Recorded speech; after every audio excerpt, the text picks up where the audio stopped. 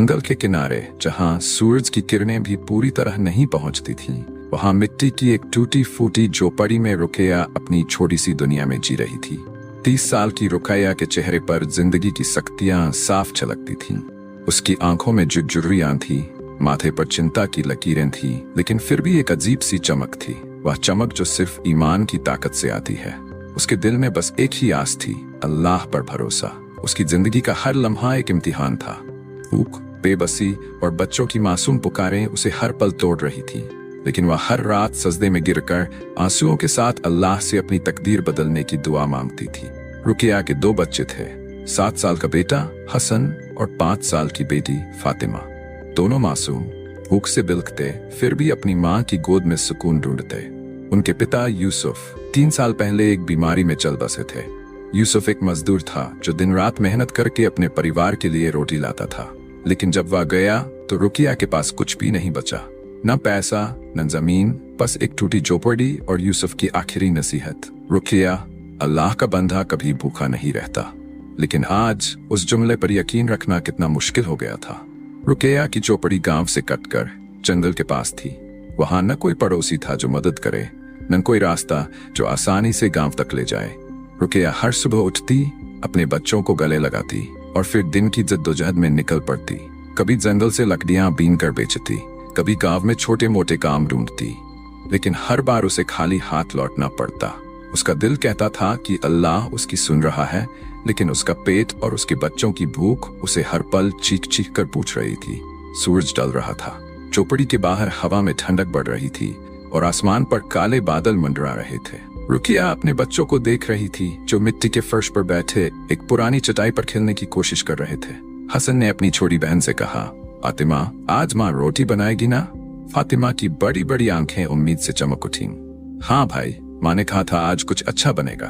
उसकी मासूम आवाज में एक ऐसी खुशी थी जो रुकैया का दिल तोड़ रही थी। उसके पास आटा नहीं था, न कोई सब्जी, न तेल। झोपड़ी में सिर्फ एक पुराना बर्तन, कुछ टूटी फूटी थालियां और एक चूल्हा था जो कई दिनों से ठंडा पड़ा था। हाँ मेरे बच्चे आज कुछ बनाएंगे? रुकिया ने झूठ बोला ताकि बच्चों का दिल न टूटे। उसने चूल्हे पर पानी का एक बर्तन चढ़ा दिया। वह पानी उबाल रही थी ताकि बच्चे सोचें कि खाना बन रहा है। जैसे ही पानी में उबाल आया, उसने बच्चों की नजरों से बचकर अपनी चादर से आंसू पोंछे। या अल्लाह, मेरे बच्चों की भूख मिटा दे, मेरी औलाद को इस हाल में न देखने दे। हसन ने उत्साह से पूछा, माँ क्या बन रहा है? रुकिया ने मुस्कुराने की कोशिश की, लेकिन उसका गला रूंध गया। बस कुछ अच्छा सा मेरे लाल। उसका दिल चीख रहा था, लेकिन चेहरा शांत था। वह जानती थी कि पानी उबलने के बाद उसे बच्चों को फिर से निराश करना पड़ेगा। उसने चूल्हे की आग को धीमा किया और बच्चों को एक पुरानी कहानी सुनाने लगी ताकि उनका ध्यान भूख से हटे। एक बार की बात है, उसने शुरू किया। एक गरीब औरत थी जो जंगल के पास रहती थी। उसके पास कुछ भी नहीं था, लेकिन उसका दिल अल्लाह पर यकीन से भरा था। एक दिन जब वह भूख से तड़प रही थी, अल्लाह ने उसके लिए आसमान से रिज़्क भेजा। हसन ने बीच में टोकते हुए पूछा, माँ क्या अल्लाह हमारे लिए भी रिज़्क भेजेगा? रुकिया ने उसका सिर सहलाया और कहा, हाँ मेरे बेटे, अल्लाह का वादा है कि वह अपने बंदों को कभी भूखा नहीं छोड़ता। लेकिन उसकी अपनी आंखें नम थी। रुकिया ने कई बार गांव वालों से मदद मांगी थी।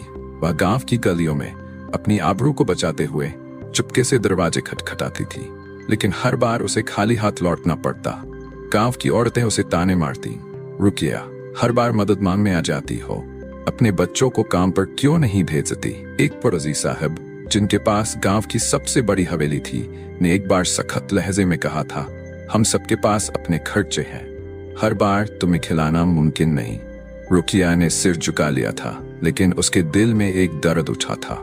एक बार जब वह गांव की बानो बीबी के पास गई, जिन्हें गांव में सबसे दयालु माना जाता था, तो बानो बीबी ने भी उसे खाली हाथ लौटा दिया। रुकिया, मेरे पास भी इस बार कुछ नहीं बचा, तुम जंगल में कुछ काम ढूंढो। रुकिया ने कुछ नहीं कहा, बस चुपचाप अपनी झोपड़ी की ओर चल पड़ी। वह जानती थी कि गांव वाले उसे कमजोर समझते थे, लेकिन वह अपनी आबरू को कभी नहीं बेचेगी।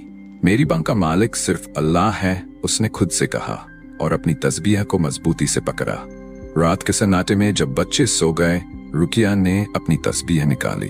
उसकी उंगलियां तस्बीह के दानों पर चल रही थी और उसका दिल यादों में खो गया। यूसुफ की बातें उसे याद आईं।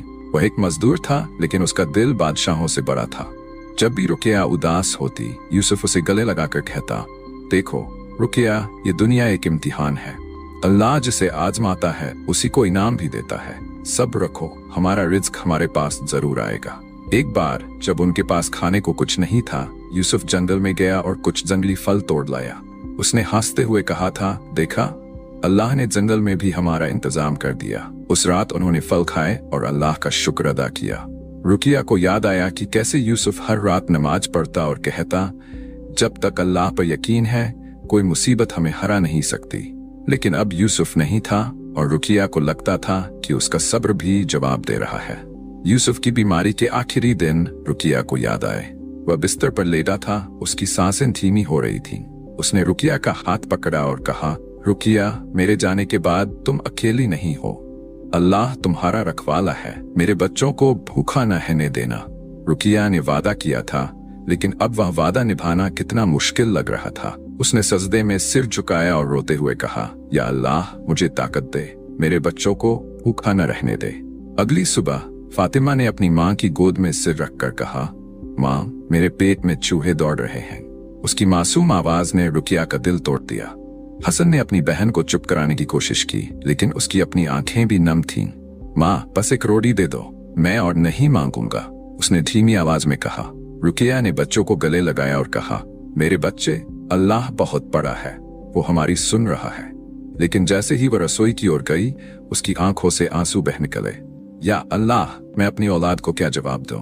उसने चूल्हे के पास बैठकर सजदे में सिर रख दिया। ऐ मेरे रब, तू मुझ गरीब की पुकार सुन ले, मेरे बच्चों को भूखा न रहने दे।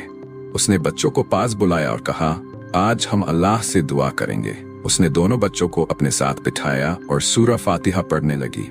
हसन और फातिमा ने भी अपनी छोटी छोटी आवाजों में दुआ दोहराई। रुकिया की आंखों से आंसू बह रहे थे, लेकिन उसका दिल कह रहा था कि अल्लाह जरूर कोई रास्ता बनाएगा। उसी दिन दोपहर को रुकिया ने फैसला किया कि वह जंगल में जाकर कुछ लकड़ियां लाएगी, शायद उन्हें बेचकर वह थोड़ा आटा खरीद सके। उसने बच्चों से कहा, तुम लोग झोपड़ी में रहना, मैं जल्दी लौट आती हूँ। हसन ने उसका हाथ पकड़ लिया।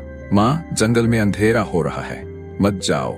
लेकिन रुकिया ने मुस्कुराकर कहा, बेटा, अल्लाह मेरे साथ है, तुम फिक्र मत करो। जंगल का रास्ता लंबा और डरावना था। पेड़ों की घनी छांव में सूरज की रोशनी भी कमजोर पड़ जाती थी। हवा तेज हो रही थी और बादल गरज रहे थे। बारिश की बूंदें हल्के हल्के गिरने लगी थी।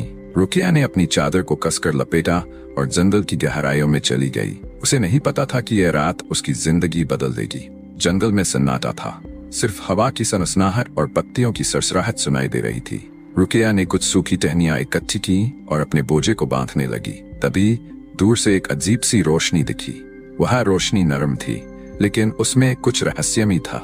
रुकिया का दिल धड़कने लगा। उसने अपनी तस्बीह को मजबूती से पकड़ा और धीरे धीरे उस रोशनी की ओर बढ़ी। कौन है वहां? उसने डरते हुए पूछा, लेकिन जवाब में सिर्फ सन्नाटा था। तभी पेड़ों के बीच से एक औरत की साये जैसी आकृति उभरी। वह इतनी खूबसूरत थी कि रुकिया एक पल को ठिठक गई। उस औरत ने मुस्कुराते हुए कहा, रुकिया, डर मत, मैं तुम्हारी मदद करने आई हूँ। लेकिन उसकी आवाज में कुछ ऐसा था जो रुकिया के दिल में बेचैनी पैदा कर रहा था। जब जिंदगी की राहें मुश्किल हों और भूख और बेबसी इम्तिहान बन जाएं, तो याद रखो, अल्लाह का बंदा कभी अकेला नहीं होता। लेकिन क्या ये रहस्यमयी औरत वाकई रुकिया की मदद करेगी या ये एक और इम्तिहान है? जंगल की गहराइयों में, जहां पेड़ों की घनी छांव ने सूरज की आखिरी किरणों को भी निगल लिया था, रुकिया अपनी तस्बीह को मजबूती से थामे उस रहस्यमयी रोशनी की ओर बढ़ रही थी। हवा अब तेज हो चुकी थी और बादल जोर जोर से गरज रहे थे। बारिश की बूंदें उसकी पुरानी चादर को भिगो रही थी, लेकिन वह रुकी नहीं। उसका दिल धड़क रहा था, फिर भी अल्लाह का नाम उसके होंठों पर था। या अल्लाह, तू मेरी हिफाजत कर, उसने धीमी आवाज में कहा और उसकी उंगलियां तस्बीह के दानों पर तेजी से चलने लगीं। जंगल में सन्नाटा इतना गहरा था कि रुकिया को अपनी सांसों की आवाज साफ सुनाई दे रही थी। पत्तियों की सरसराहट और हवा की सनसनाहट के बीच वह रोशनी अब और करीब दिख रही थी। ये कोई साधारण रोशनी नहीं थी, ये नर्म थी जैसे चांद की किरणें, लेकिन उसमें एक अजीब सी गर्माहट थी जो रुकिया के दिल में बेचैनी पैदा कर रही थी। उसने एक पल रुककर आसपास देखा। जंगल में कोई नहीं था, न कोई जानवर, न कोई इंसान, सिर्फ वह और वह रहस्यमयी रोशनी। क्या यह अल्लाह की तरफ से कोई निशानी थी या कोई इम्तिहान? रुकिया ने हिम्मत जुटाई और अपनी तस्बीह को और मजबूती से पकड़ा। कौन है वहां? उसने पुकारा। उसकी आवाज में डर और साहस का मिश्रण था। जवाब में सन्नाटा टूटा और एक नर्म मधुर आवाज गूंजी, रुकिया, डर मत, मैं तुम्हारी दोस्त हूँ। रुकिया का दिल जोर से धड़का। वह पीछे हटी, लेकिन उसकी आंखें उस आकृति पर टिकी थी जो अब धीरे धीरे साफ हो रही थी। पैरों के बीच से एक औरत की साए जैसी आकृति उभरी। वह इतनी खूबसूरत थी कि रुकिया एक पल के लिए ठिठक गई। उस औरत का चेहरा चांद की तरह दमक रहा था। उसकी आंखें गहरी और चमकीली थीं और उसकी पोशाक ऐसी थी जैसे रेशम और सितारों से बुनी गई हो। लेकिन उसकी मुस्कान में कुछ ऐसा था जो रुकिया को सहमने पर मजबूर कर रहा था।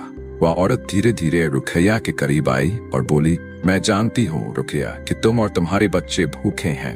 मैं तुम्हारी मदद करने आई हूँ। रुकिया ने अपनी तस्बीह को और मजबूती से पकड़ा। उसके दिल में एक सवाल उठा, ये औरत कौन है?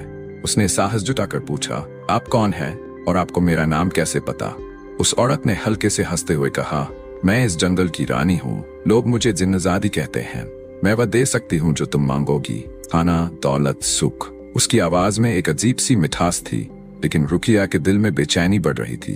जिन्नजादी ने अपने हाथों को हवा में लहराया और एक चमकदार टोकरी प्रकट हुई। उस टोकरी में गर्मा गर्म रोटियां, मक्खन, शहद और तरह तरह के फल थे। उस खाने की खुशबू ने रुकिया के पेट में हलचल मचा दी। उसने अपने बच्चों हसन और फातिमा की मासूम आंखें याद की जो भूख से बिलख रही थीं। ये सब तुम्हारे लिए है रुकिया, जिन्नजादी ने, ले जाओ, अपने बच्चों को खिला। रुकिया की आंखें उस टोकरी पर टिकी थीं। उसका दिल चाह रहा था कि वह टोकरी को उठाए और अपने बच्चों के लिए दौड़ पड़े। उसने फातिमा की पुकार याद की जब उसने कहा था, माँ, मेरे पेट में चूहे दौड़ रहे हैं। उसने हसन की नम आंखें याद की जब उसने कहा था, माँ, बस एक रोटी दे दो। उसका दिल टूट रहा था, लेकिन फिर उसे यूसुफ की बात याद आई। रुकिया, दुनिया की हर चीज की कीमत होती है। जो चीज मुफ्त में मिले उसमें अल्लाह का इम्तिहान हो सकता है। रुकिया ने हिम्मत जुटाकर जिन्नजादी से पूछा, इसके बदले में आप क्या चाहती हैं? जिन्नजादी की मुस्कान और गहरी हो गई। उसने धीरे से कहा, बस एक छोटी सी बात, तुम्हें अपने उस अल्लाह को भूलना होगा। मेरी बात मानो और ये सब तुम्हारा हो जाएगा। रुकिया का दिल जोर से धड़का। ये क्या कह रही है? उसने तुरंत अपनी तस्बीह को और मजबूती से पकड़ा और कहा, नहीं, मैं अपने रब को कभी नहीं भूल सकती। मेरा अल्लाह ही मेरा मालिक है। जिन्नजादी की आंखों में एक चमक उभरी, जैसे वह रुकिया के जवाब से खुश न हो। सोच लो रुकिया, उसने कहा, और उसकी आवाज अब मधुर से डरावनी हो गई। तुम भूखी हो, तुम्हारे बच्चे भूखे हैं। क्या तुम्हारा अल्लाह तुम्हारी मदद कर रहा है? देखो, मैं तुम्हें सब कुछ दे सकती हूँ। उसने फिर से हाथ लहराया और अब टोकरी के पास सोने चांदी के सिक्कों का ढेर प्रकट हुआ। उन सिक्कों की चमक ने रुकिया की आंखें चौंधिया दी। जिन्नजादी ने आगे कहा, यह दौलत तुम्हारी जिंदगी बदल देगी। तुम्हारे बच्चे कभी भूखे नहीं रहेंगे। तुम गांव वालों की बेरुखी से आजाद हो जाओगी। बस मेरी बात मानो। रुकिया का मन डगमगा रहा था। उसने गांव वालों के ताने याद किए जब हाजी साहब ने कहा था, हम हर बार तुम्हें नहीं खिला सकते। उसने बानो बीबी की बात याद की, जंगल में कुछ काम ढूंढो। उसके बच्चों की भूख, उसकी अपनी बेबसी, सब कुछ उसे तोड़ रहा था। लेकिन फिर उसने अपनी तस्बीह की ओर देखा। उसने यूसुफ की नसीहत याद की, जब तक अल्लाह पर यकीन है कोई मुसीबत हमें हरा नहीं सकती। उसने हिम्मत जुटाई और कहा, मैं अपने रब को नहीं छोड़ूंगी। तुम जो भी हो मेरे ईमान को नहीं खरीद सकती। जिन्नजादी की मुस्कान गायब हो गई। उसकी आंखें लाल हो गई और उसका चेहरा डरावना हो गया। उसके आसपास की हवा ठंडी हो गई, जैसे सारी गर्माहट गायब हो गई हो। तू बहुत जिद्दी है रुकिया, उसने गुर्राते हुए कहा, लेकिन मैं तुझे आसानी से नहीं छोड़ूंगी। अचानक जिन्नजादी का रूप बदल गया। उसका खूबसूरत चेहरा अब धुएं जैसा हो गया और उसकी आंखें आग की तरह जल लगीं। रुकिया ने पीछे हटने की कोशिश की, लेकिन उसके पैर जैसे जमीन से चिपक गए थे। उसका शरीर कांप रहा था। उसने अपनी तस्बीह को और मजबूती से पकड़ा और सूरह फातिहा पढ़ना शुरू किया। बिस्मिल्लाहिर्रहमानिर्रहीम। उसकी आवाज कांप रही थी, लेकिन उसने पढ़ना जारी रखा। जिन्नजादी ने एक डरावनी हंसी हंसी और जंगल में चारों ओर से फुसफुसाहटें सुनाई देने लगीं। रुकिया, छोड़ दे, ये सब ले ले। जंगल अब और डरावना हो गया था। पेड़ों की टहनियां हवा में झूल रही थीं, जैसे कोई अदृश्य शक्ति उन्हें हिला रही हो। बारिश तेज हो गई थी और बिजली की चमक ने जंगल को एक पल के लिए रोशन कर दिया। रुकिया ने देखा कि जिन्नजादी अब हवा में तैर रही थी और उसका रूप बार बार बदल रहा था। कभी एक खूबसूरत औरत, कभी एक डरावना साया। रुकिया का दिल जोर जोर से धड़क रहा था, लेकिन उसका ईमान मजबूत था। रुकिया ने अपनी आंखें बंद की और आयत उल कुर्सी पढ़ना शुरू किया। अल्लाहु ला इलाहा इल्ला हुवल हय्युल क़य्यूम। उसकी आवाज जंगल के सन्नाटे में गूंज रही थी। जिन्नजादी ने एक चीख मारी और उसकी आवाज ने जंगल को हिला दिया। तुम मुझे नहीं हरा सकती रुकिया, उसने कहा, और अचानक एक तेज हवा का झोंका आया। रुकिया की चादर हवा में उड़ने लगी, लेकिन उसने अपनी तस्बीह को नहीं छोड़ा। जिन्नजादी ने फिर से रूप बदला। अब वह एक विशाल साये की तरह थी, जिसके कंधों से धुआं निकल रहा था। उसकी आंखें आग की तरह जल रही थीं और उसकी आवाज में कई आवाजें एक साथ गूंज रही थीं।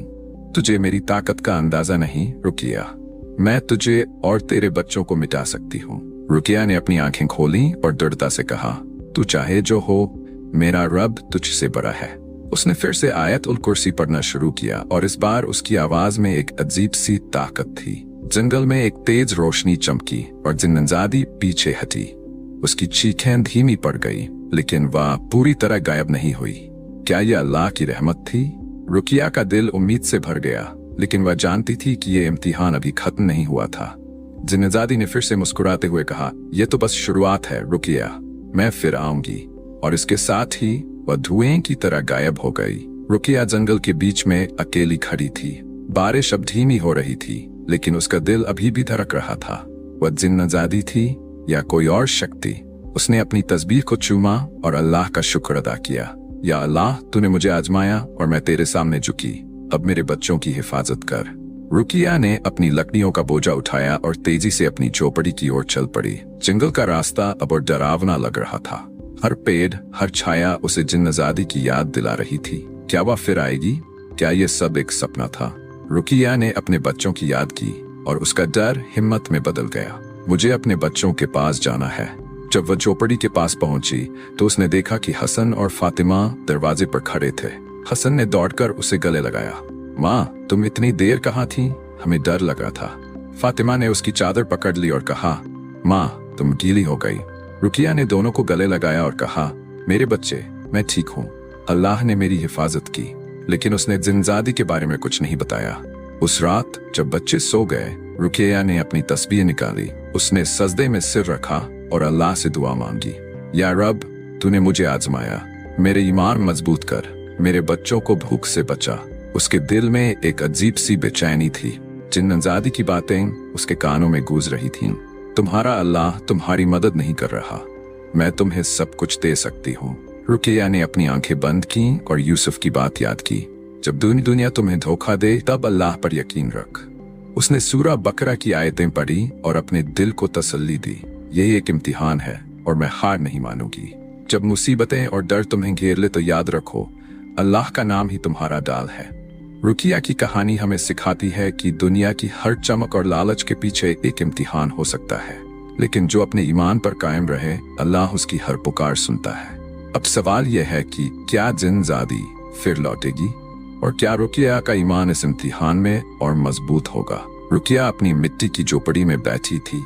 उसकी उंगलियां तस्बीह के दानों पर धीरे धीरे चल रही थीं, लेकिन उसका दिल अभी भी जंगल की उस तूफानी रात की यादों में उलझा हुआ था। जिन्नजादी की लाल आंखें, उसकी डरावनी हंसी और उसकी वह शर्त, अपने अल्लाह को भूल जा और यह सब तुम्हारा हो जाएगा, उसके कानों में बार बार गूंज रही थी। उसका शरीर कांप रहा था, लेकिन उसका ईमान अल था। या अल्लाह, तू मेरी हिफाजत कर। उसने धीमी आवाज में दुआ मांगी और अपनी आंखें बंद कर ली। चौपड़ी में सन्नाटा था। सिर्फ हसन और फातिमा की धीमी सांसों की आवाज सुनाई दे रही थी। बच्चे सो चुके थे, लेकिन रुकिया की आंखों से नींद कोसों दूर थी। क्या वह जिन्नजादी फिर आएगी? क्या ये सब एक सपना था या अल्लाह का इम्तिहान? उसने अपनी तस्बीह को और मजबूती से पकड़ा और सूरा यासीन पढ़ना शुरू किया। यासीन वल कुरानिल हकीम। उसकी आवाज झोपड़ी के सन्नाटे में गूंज रही थी। उसकी आवाज में एक अजीब सी ताकत थी जो उसके डर को धीरे धीरे कम कर रही थी। लेकिन तभी बाहर से एक अजीब सी आवाज आई, जैसे कोई हवा का तेज झोंका झोपड़ी की दीवारों से टकराया हो। रुकिया ने चौंक कर दरवाजे की ओर देखा। बाहर अंधेरा था और बारिश की बूंदें ने अभी हल्के हल्के गिर रही थीं। उसने हिम्मत जुटाई और दरवाजे की ओर बढ़ी। कौन है? उसने पुकारा। उसकी आवाज में डर और साहस का मिश्रण था। जवाब में सिर्फ सन्नाटा था। उसके दिल में एक अजीब सी बेचैनी उठी। उसने अपनी तस्बीह को और मजबूती से पकड़ा और आयतुल कुर्सी पढ़ना शुरू किया। अल्लाहु ला इलाहा इल्ला हुवल हय्युल क़य्यूम। रुकिया ने दरवाजा हल्का सा खोला और बाहर झांका। अंधेरे में कुछ दिखाई नहीं दे रहा था, लेकिन तभी एक नर्म रोशनी फिर से प्रकट हुई। वही रोशनी जो उसने जंगल में देखी थी। उसका दिल जोर जोर से धड़कने लगा। वह जानती थी कि ये कोई साधारण रोशनी नहीं थी। उसने अपनी तस्बीह को और मजबूती से पकड़ा और अपनी दुआ को जारी रखा। ला ताखुदु सिनतुन वला नौम। रोशनी धीरे धीरे साफ हुई और उसमें से वही जिन्नजादी प्रकट हुई। इस बार उसका रूप और भी खूबसूरत था। उसकी पोशाक में सितारे चमक रहे थे और उसके चेहरे पर एक ऐसी मुस्कान थी जो किसी को भी मोह ले। रुकिया, तुम अभी भी जिद पर अड़ी हो? उसने मधुर आवाज में पूछा। मैं तुम्हें एक और मौका दे रही हूँ। मेरी बात मानो और तुम्हारी जिंदगी बदल जाएगी। रुकिया ने अपनी आंखें नीची की। उसके दिल में डर था, लेकिन उसका ईमान उस डर से बड़ा था। उसने यूसुफ की बात याद की, जब दुनिया तुम्हें धोखा दे तब अल्लाह पर यकीन रख। उसने दृढ़ता से कहा, मैंने तुम्हें पहले भी कहा था, मैं अपने रब को नहीं छोड़ूंगी। मेरा अल्लाह ही मेरा मालिक है। जिन्नजादी की मुस्कान गायब हो गई। उसकी आंखें फिर से लाल हो गईं और उसकी आवाज में एक डरावना गूंज आ गया। तू समझती है कि तेरा अल्लाह तुझे बचा लेगा? देख, मैं तुझे क्या दिखाती हूँ। उसने अपने हाथ हवा में लहराए और झोपड़ी के बाहर का मंजर बदल गया। रुकिया ने देखा कि वह अब जंगल में खड़ी थी, लेकिन ये जंगल वैसा नहीं था जैसा वह पहले देख चुकी थी। पेड़ों की टहनियां अब आग की तरह जल रही थी और चारों ओर से डरावनी फुसफुसाहटें सुनाई दे रही थी। रुकिया, अपने बच्चों को बचा ले, हमें मान ले। उसका शरीर कांप रहा था, लेकिन उसने अपनी तस्बीह को नहीं छोड़ा। उसने सूरह फातिहा पढ़ना शुरू किया। बिस्मिल्लाहिर्रहमानिर्रहीम। उसकी आवाज में एक अजीब सी ताकत थी। जिन्नजादी ने एक डरावनी हंसी हंसी और जंगल में एक तेज हवा का झोंका आया। पेड़ों की जलती टहनियां अब और तेजी से हिलने लगीं। जिन्नजादी ने अपना रूप बदला।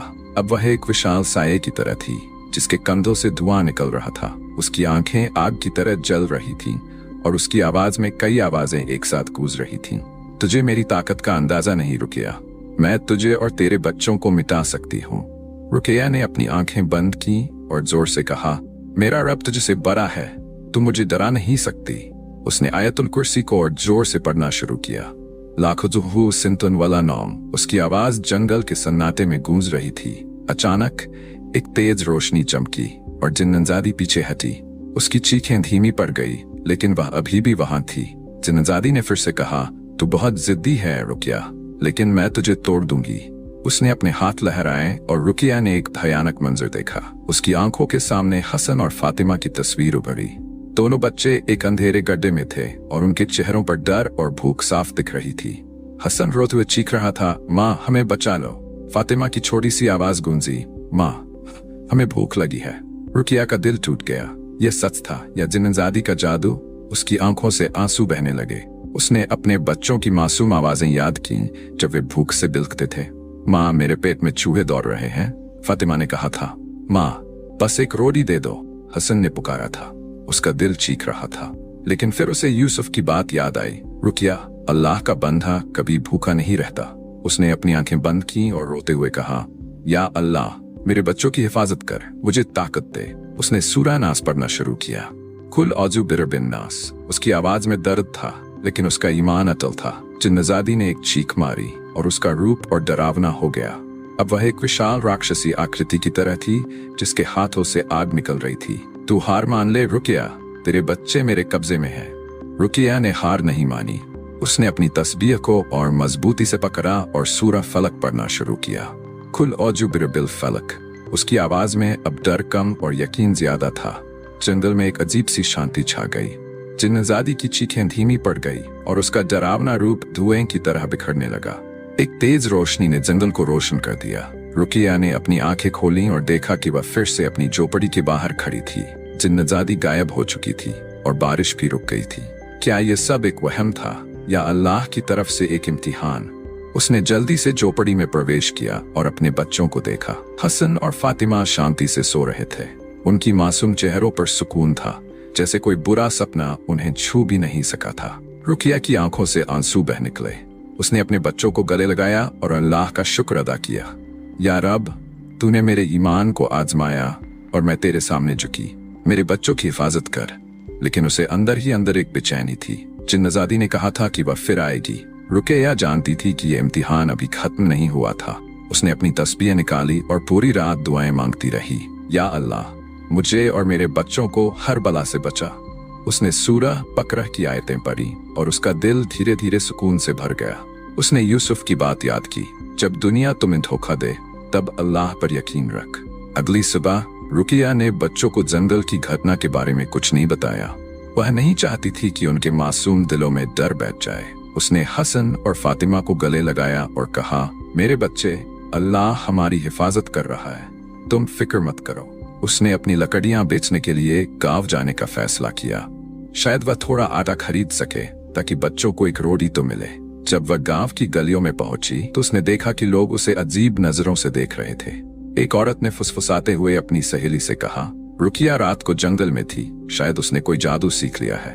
दूसरी औरत ने जवाब दिया, हाँ, मैंने सुना कि वह जंगल में किसी से बात कर रही थी। रुकिया ने ये बातें सुनी लेकिन उसने कुछ नहीं कहा। उसका दिल दुखी था, लेकिन वह जानती थी कि अल्लाह उसकी हर पुकार सुन रहा है। हाजी साहब, जिन्होंने उसे पहले ताने मारे थे, ने उसे रोककर पूछा, रुकिया, तुम रात को जंगल में क्या कर रही थी? लोग तुम्हारे बारे में अजीब अजीब बातें कर रहे हैं। रुकिया ने सिर झुकाकर कहा, मैं सिर्फ लकड़ियां बीनने गई थी। हाजी साहब, मेरे बच्चों को रोटी चाहिए। हाजी साहब ने उसकी ओर संदेह से देखा और चले गए। रुकिया के दिल में एक दर्द उठा, लेकिन उसने अपने रब पर यकीन रखा। उसने अपनी लकड़ियां बेची और थोड़ा सा आटा खरीदा। जब वह झोपड़ी लौटी तो उसने बच्चों के लिए एक रोटी बनाई। हसन और फातिमा ने खुशी खुशी खाना खाया, लेकिन रुकिया ने कुछ नहीं खाया। वह अपने बच्चों की भूख मिटाना चाहती थी, भले ही उसे खुद भूखा रहना पड़े। उसने बच्चों को गले लगाया और कहा, मेरे बच्चे, अल्लाह बहुत मेहरबान है, वह हमारी हर पुकार सुनता है। उस रात जब रुकिया नमाज पढ़ रही थी, उसे फिर से एक अजीब सी आवाज सुनाई दी। ये वही फुसफुसाहट थी जो उसने जंगल में सुनी थी। उसने अपनी तस्बीह पकड़ी और आयत उल कुर्सी पढ़ना शुरू किया। तभी झोपड़ी की दीवारों पर एक साया हिला। जिन्नजादी फिर लौट आई थी। रुकिया, तूने मुझे गुस्सा दिलाया है, उसकी डरावनी आवाज गूंजी। ये तेरा आखिरी मौका है, मेरी बात मान, वरना।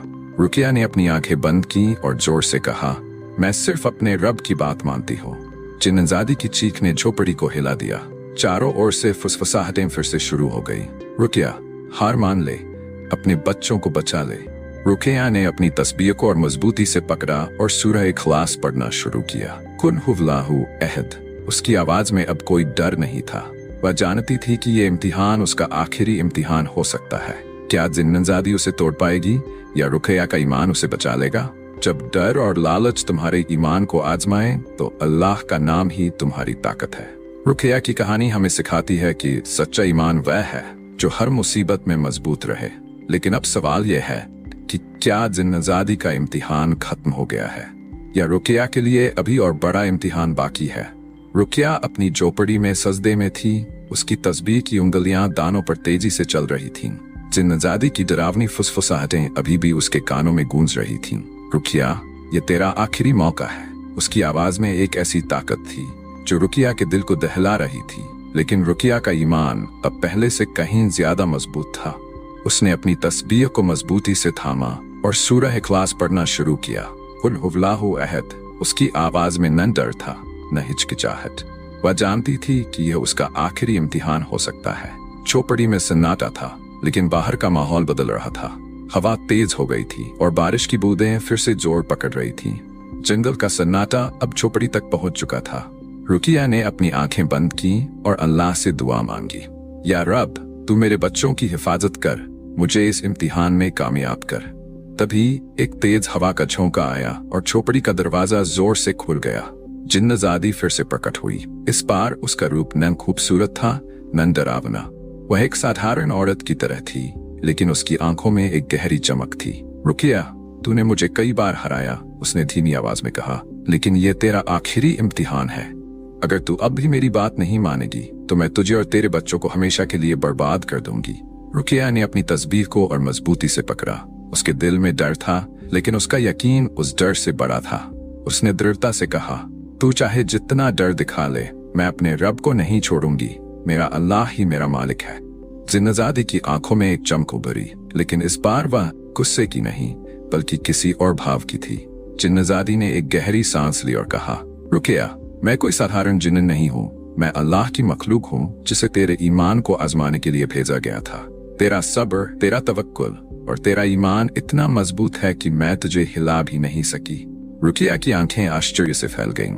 उसने कांपती आवाज में पूछा, तो ये सब एक इम्तिहान था? जिन्नजादी ने मुस्कुराते हुए कहा, हाँ रुकिया, अल्लाह ने मुझे भेजा था ताकि मैं तेरे ईमान की आजमाइश करूं। तूने हर बार अपने रब पर यकीन रखा। तूने भूख, डर और लालच के सामने हार नहीं मानी। तेरे इस सब्र और ईमान ने तुझे और तेरी औलाद को बचा लिया। रुकिया की आंखों से आंसू बह निकले। उसने सजदे में सिर झुकाया और कहा, या अल्लाह, तेरा लाख लाख शुक्र, तूने मुझे इस इम्तिहान में कामयाब किया। जिन्नजादी ने आगे कहा, अब जा रुकिया, अल्लाह ने तेरे लिए रिज़्क का दरवाजा खोल दिया है। तूने जो सब्र किया उसका इनाम तुझे मिलेगा। इसके साथ ही जिन्नजादी धुएं की तरह गायब हो गई। जंगल में एक अजीब सी शांति छा गई। बारिश रुक गई थी और आसमान में सितारे चमक रहे थे। रुकिया का दिल सुकून से भर गया। उसने अपनी तस्बीह को चूमा और अल्लाह का शुक्र अदा किया। या रब, तूने अपने बंदे की पुकार सुन ली। रुकिया ने अपनी झोपड़ी की ओर कदम बढ़ाए। जब वह दरवाजे तक पहुंची तो उसने देखा कि झोपड़ी के बाहर एक बड़ा सा बोरा रखा था। उसके दिल में एक अजीब सी उम्मीद जागी। उसने बोरा खोला और उसकी आंखें आश्चर्य से फैल गईं। बोरे में आटा, चावल, खजूर, तेल और तरह तरह के फल थे। एक छोटे से डिब्बे में कुछ चांदी के सिक्के भी थे। ये सब कहाँ से आया? उसने आसपास देखा, लेकिन कोई नहीं था। रुकिया की आंखों से आंसू बह निकले। उसने सजदे में सिर झुकाया और कहा, या अल्लाह, तेरा लाख लाख शुक्र, तूने अपने बंदे की पुकार सुन ली। उसने जल्दी से बच्चों को जगाया। हसन और फातिमा ने बोरे को देखा और खुशी से उछल पड़े। माँ, ये सब कहाँ से आया? हसन ने उत्साह से पूछा। फातिमा ने अपनी छोटी सी आवाज में कहा, माँ, क्या अल्लाह ने हमें ये भेजा? रुकिया ने मुस्कुराते हुए कहा, हाँ मेरे बच्चे, ये अल्लाह का रिज़्क है। उसने हमें कभी अकेला नहीं छोड़ा। उस रात रुकिया ने बच्चों के लिए गर्मा गर्म रोटियां बनाई। खजूर और शहद की मिठास ने बच्चों के चेहरों पर मुस्कान ला दी। पहली बार कई दिनों में उनकी झोपड़ी में खुशी की गूंज थी। हसन ने अपनी रोटी खाते हुए कहा, माँ, तुम सही कहती थी, अल्लाह हमारी सुनता है। फातिमा ने अपनी छोटी सी आवाज में कहा, माँ, अब मेरे पेट में चूहे नहीं दौड़ रहे। रुकिया की आंखें नम हो गई, लेकिन इस बार ये खुशी के आंसू थे। अगले दिन रुकिया ने बच्चों को तैयार किया और गांव की ओर निकली। उसने चांदी के सिक्कों से कुछ जरूरी सामान खरीदा। जब वह गांव की गलियों से गुजरी तो उसने देखा कि लोग अब उसे अलग नजरों से देख रहे थे। उसकी सादगी, उसका सब्र और उसका ईमान गांव वालों के लिए मिसाल बन गया था। बानो बीबी, जिन्होंने पहले उसे खाली हाथ लौटाया था, ने उसे अपने घर बुलाया। रुकिया, तुम्हारी हिम्मत ने हमें शर्मिंदा कर दिया, उन्होंने कहा। हमने तुम्हें गलत समझा। अब से तुम्हें कोई कमी नहीं होगी। हाजी साहब, जो पहले उसे ताने मारते थे, ने भी उससे माफी मांगी। रुकिया, तुमने हमें सिखाया कि असली दौलत ईमान और सब्र है। उन्होंने रुकिया को अपने खेतों में काम करने का मौका दिया। गांव वालों ने मिलकर उसकी झोपड़ी को मजबूत करने में मदद की। रुकिया की जिंदगी अब धीरे धीरे बदल रही थी। उसकी झोपड़ी, जो कभी बेबसी की निशानी थी, अब ईमान और सब्र की मिसाल बन गई थी। एक दिन गांव की मस्जिद में रुकिया को बुलाया गया। वहां औरतें, बच्चे और बुजुर्ग इकट्ठा थे। सभी उसकी कहानी सुनना चाहते थे। रुकिया ने अपनी तस्बीह हाथ में ली और कहा, मेरे भाइयों और बहनों, मैंने भूख देखी, बेबसी देखी और डर देखा, लेकिन मैंने ये भी देखा कि जब इंसान सब्र और ईमान के साथ अल्लाह को पुकारता है तो पूरी कायनात उसके लिए रास्ता बना देती है। उसकी आवाज में एक अजीब सी ताकत थी। उसने आगे कहा, भूख एक इम्तिहान है और रिज़्क सिर्फ अल्लाह देता है। जब तुम्हारा दिल टूटने लगे, जब दुनिया तुम्हें ठुकराए, तो अपने रब की ओर देखो। वह कभी अपने बंदे को अकेला नहीं छोड़ता। गांव वालों की आंखें नम हो गई। रुकिया की कहानी अब हर जुबान पर थी। बच्चे उसकी कहानी को सुनकर प्रेरणा ले रहे थे और औरतें उसके सब्र की मिसाल दे रही थीं। गांव में अब एक नया माहौल था। लोग एक दूसरे की मदद करने लगे। हाजी साहब ने गांव में एक छोटा सा अनाज भंडार बनवाया ताकि कोई भूखा न रहे।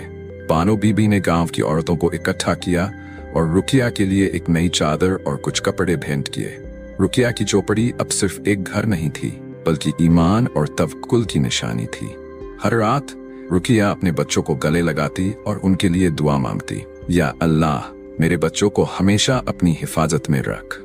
हसन अब गांव के स्कूल में पढ़ने जाने लगा था और फातिमा अपनी माँ के साथ छोटे मोटे काम सीख रही थी। उनकी झोपड़ी में अब खाने की खुशबू थी, हंसी थी और अल्लाह की रहमत थी। एक रात जब रुकिया अपनी तस्बीह के साथ सजदे में थी, उसने यूसुफ की बात याद की। रुकिया, अल्लाह का बंदा कभी भूखा नहीं रहता। उसकी आंखों से आंसू बह निकले, लेकिन इस बार वे खुशी और शुक्र के आंसू थे। उसने अपने बच्चों को देखा जो शांति से सो रहे थे। उनके चेहरों पर भूख की जगह अब सुकून था।